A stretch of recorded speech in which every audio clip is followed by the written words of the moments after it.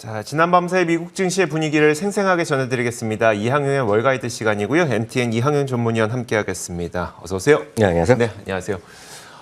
좀 좋아지나 싶었는데 다시 미국 시장 하락했네요. 어떻게 보셨어요? 가장 큰 요인은 분명히 금리에서 찾으셔야 됩니다. 금리가 네. 이제 빠른 속도로 진짜 올라가고 있다는 거죠.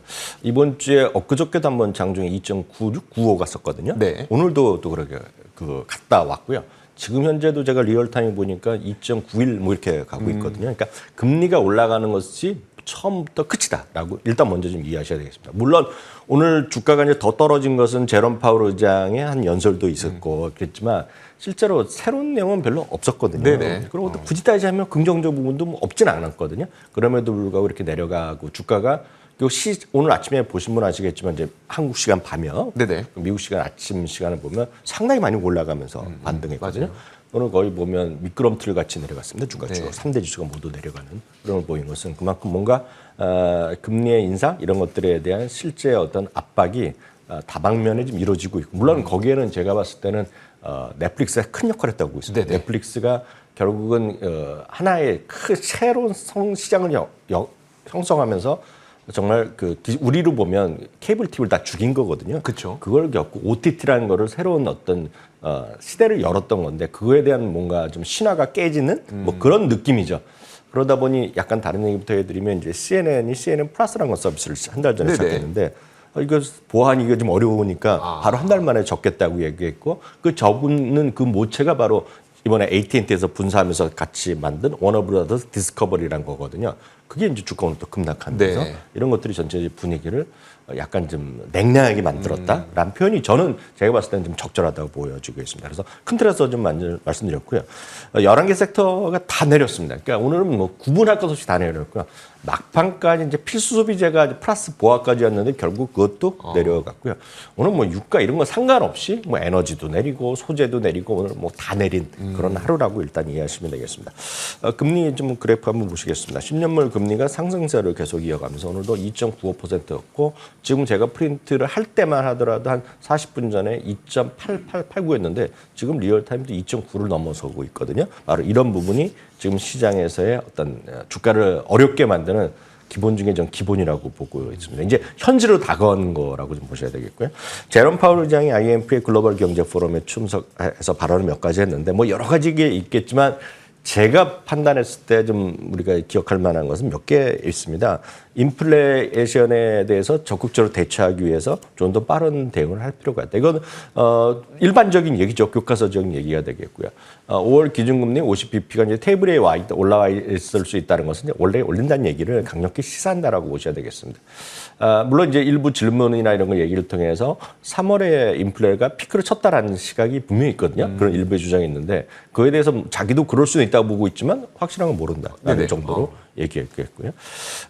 알리안츠 수석 이코노미스트는 모하메드 엘 에리어는 뭐 워낙 유명한 구루라고 보셔야 되겠는데 세 번의 50pp 인상, 그러니까 5, 6, 7월 3개월 연속으로 50pp 올려야 된다 얘기하고 있는데 이 다음 말이 또 흥미롭습니다. 상당히 이제 언어적 표현이 되겠는데 그것뿐만 아닙니다. 그거 갖고 지금 해결된다는 게 아니라는 겁니다. 네. 그러면서 기술이 있어야 된다는 얘기입니다. 스킬이라는 표현을 썼는데 여기서 기술이라는 것을 하면 어떻게 이제 전략 전술을 세우면서 이제 발표하냐 이런 의미가 되겠죠. 예. 그런 면에서의 기술이라고 그러니까 차트 이런 게 아니라 그런 기술을 보셔야 되겠고요.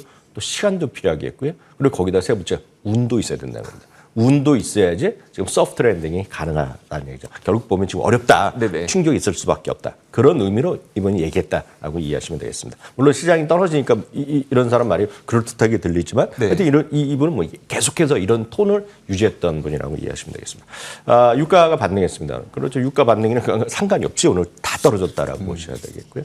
미국 달러는 강보합설은 여전히 유지하고 있습니다. 지금 보시면 지금 따로 준비는 안 했지만 우리 기억하신 분은 가실 것 같습니다. 엔화가 강세가 들어가고 이제 시장이 어렵고 무슨 전쟁이 난다 이렇게 유가가 올라가고 인플레이션이 되면 항상 엔화가 강했잖아요. 맞아요. 그래서 1달러가 100엔이었습니다. 그래서 110엔만 돼도 난리가 날 것 같이 하면서 아래가 너무 약해져 갖고 다시 엔화를 산다는 얘기했는데 요즘 그걸 구체적으로 보신 분 계실지 모르겠지만 128엔 갑니다. 그러니까요. 그러니까 그것은 엄청난 것이 되겠고요.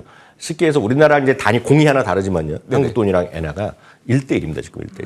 그러니까 1대10이라는 얘기죠, 정확히 네네. 보면. 그 정도라는 거죠. 그러니까 그게 바로 일본의 어려움이고, 일본의 어려움이라는 것이 딴 것이 아니라 일본이 일정 수준의 안전자산의 어떤 역할을 갖고 있는데 네네. 그것이 빠지다 보니까 다른 쪽으로 가는 거죠. 이게 뭐 달러로 가건, 금으로 가건, 뭘 가건, 뭐 부동산으로 가건, 다 생각이 다르겠지만 그런 것들이 하나의 흐름이라고 이해하시면 되겠습니다. 알겠습니다. 이런 흐름이 있다 보니까 결국은 종목이 정말 살아남는 종목을 찾기 어려울 정도로 전 섹터가 다 같이 하락했는데, 그러니까 종목별로 보더라도 빅테크 기업들도 다 같이 빠졌죠. 네, 맞습니다. 애플 실제로는 큰 주식 중에서는 두 개가 강했습니다.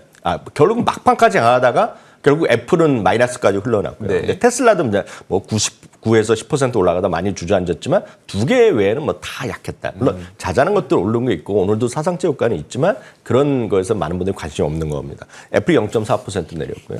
마이크로소프트 1.9% 내렸습니다. 마이크로소프트는 워낙 작년에 많이 올랐다고 치더라도요. 알파벳은 작년에도 별로 올라온 게 없거든요. 맞아요. 마이크로소프트에 비하면. 오늘 연중 최저에 다시 갔습니다. 키뱅크에서 3,400에서 3,075로 목표 주가를 내렸는데 지금 이 가격은 월가 최저입니다.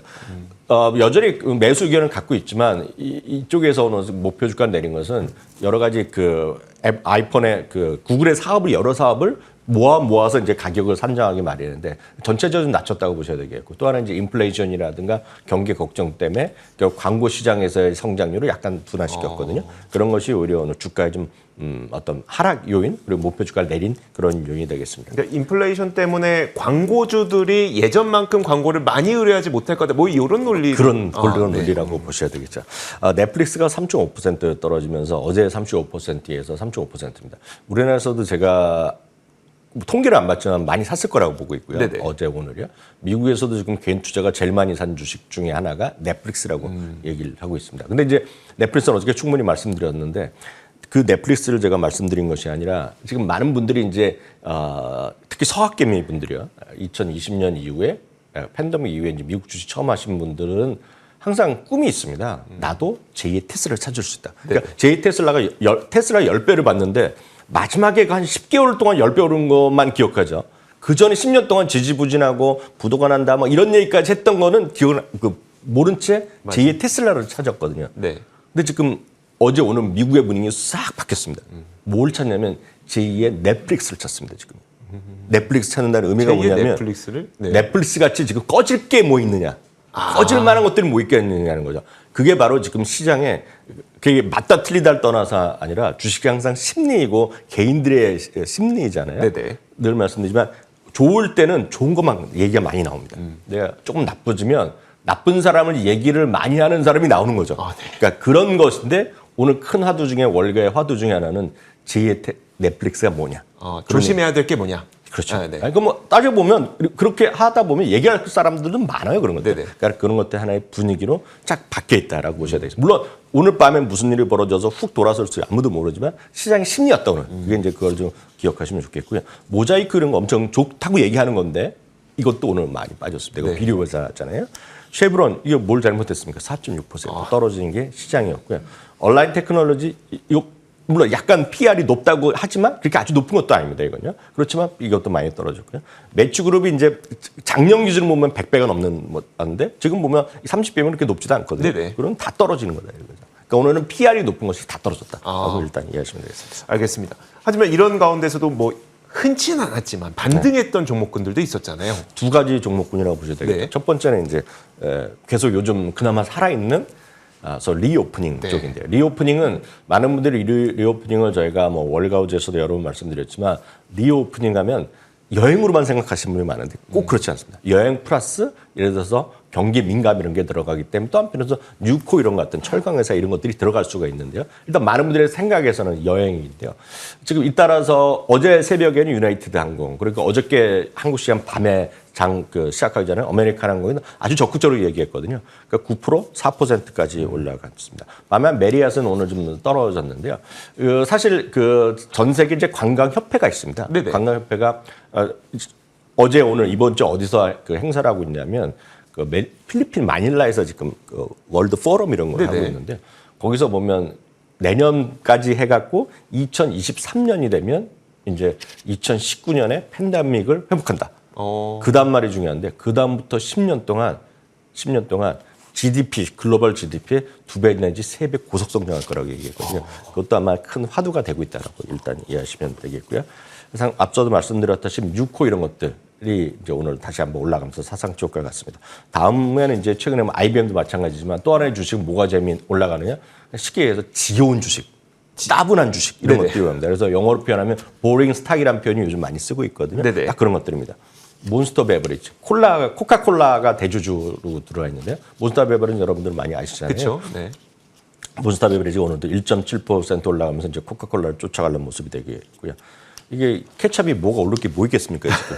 크라프트하인즈 물론 이게 사상적으로 엄청 멀리 위에 있지만 지금 52주 최고가는 계속 가고 있는 그런 흐름이 되겠습니다. 알겠습니다. 자, 그 관심 받았던 종목 가운데 테슬라를 빼놓을 수 없으니까요. 테슬라까지 한번 정리해 볼까요? 네, 간단히 말씀드리겠습니다. 테슬라가 오늘 이제 주가가 9%, 10% 올라갔다가 전체적인 분위기에 맞아서 결국은 좀 약간 숨고르겠죠. 최소 5곳이 목표 주가를 올려놨습니다. 제프리스 같은 경우는 1250까지 얘기했고요. 오펜하이머는 1100에서 1291달러 올려놨습니다. 근데 그래서 우리가 확인드렸지만 이 회사는 목표 주가 평균이 지금보다 훨씬 낮게 있습니다.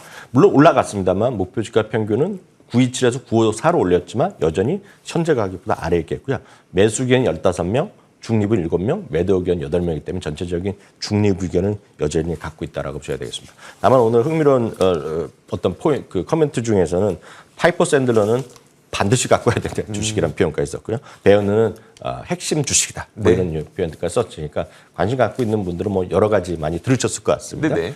뭐 좀 장기 투자하시면 좋을 것 같네요. 알겠습니다. 자, 이렇게 지난 밤 사이에 미국 시장에서 어떤 분위기들이 흘러왔었는지 저희가 총 정리를 해드렸습니다. 이항영 위원과 함께했고요. MTN 이항영 전문위원과 함께 이야기 나눠봤습니다. 고맙습니다.